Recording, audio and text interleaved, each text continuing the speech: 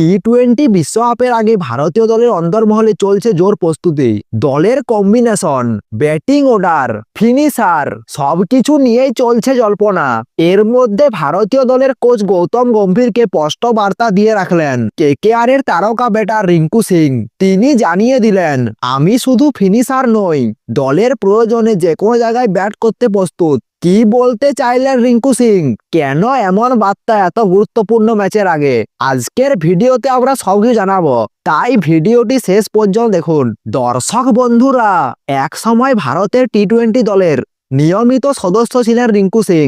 বিশেষ করে শেষের দিকে তার আগ্রাসী ব্যাটিং ভারতকে বহু ম্যাচ জিতিয়েছে। কিন্তু সাম্প্রতিক সময়ে পরিস্থিতি বদলেছে।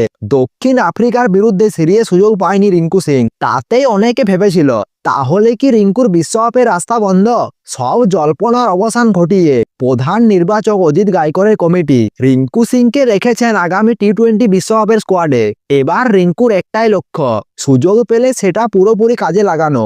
রিঙ্কু সিং সাধারণত পরিচিত একজন ফিনিশার হিসেবেই। 6 বা 7 নম্বরে নেমে শেষের ওভারে ঝড় তোলাই তার কাজ। কিন্তু এবার সেই পরিচয়ের গণ্ডি ভাঙতে চান রিঙ্কু।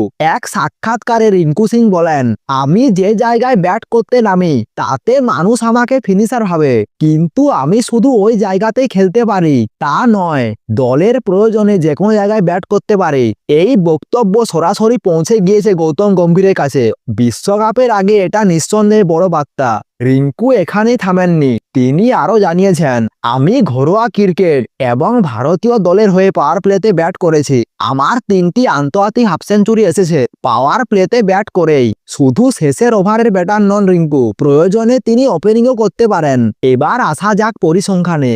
আন্তর্জাতিক টি-20তে 6 নম্বরে বা তার নিচে ব্যাট করে রিঙ্কু সিং গড় 49 রান করেন। 5 নম্বরে ব্যাট করে গড় রান করেন 40। আইপিএলে কেকেআর এর হয়ে 5 নম্বরে ব্যাট করেছিল 13টি ম্যাচে, গড় রান 45, স্ট্রাইক রেট 145।